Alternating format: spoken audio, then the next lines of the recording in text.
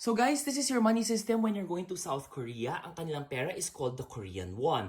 Now, I always say na magkaroon ka ng mga US dollars just in case everything fails, at least meron kang US dollars as your backup. Now, when you're going to pay, syempre, ang pinakamagandang mga card right now will be the Maribank card kasi nga may cashback siya when you purchase internationally. 3% cashback po yan. Then you also have the GCash Visa cards, the Klook card, or the GCash Mastercard if you still have it. Kasi lahat yung cards na yan, walang forex. So, ang ganda niyan. Now, when you're going to withdraw, all of these cards, pwede ka mag-withdraw. Walang withdrawal fee siya, but dahil Korea to, may access fee yung ATMs nila doon. Yung ATM access fee niya nasa 2,200 to 3,600 Korean won siya. So guys, if ever you're going to withdraw, lakihan mo na yung pag-withdraw mo para at least magbaba yung cost mo per withdrawal mo. Huwag kayo withdraw ng withdraw. Yun yung point dyan.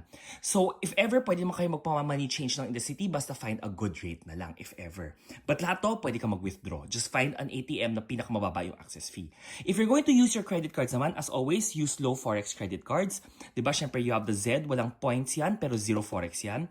Then you have your low forex credit cards, ito yung cheat sheet nyo as well. So pwede nyo tingnan yan, go. And then, transportation nyo, it's called the T-Money in Korea. So, you need the T-Money card yan. Para IC card yan ng Japan. A lot of their stations there kasi wala pang credit card. Pero soon, I believe, pwede na mag-credit card. Pero if wala, pwede ka kumuha ng T-Money. You can get it sa airport, pwede ka kumuha sa mga convenience store, tapos ilo-load nyo na lang siya. So, yun yun.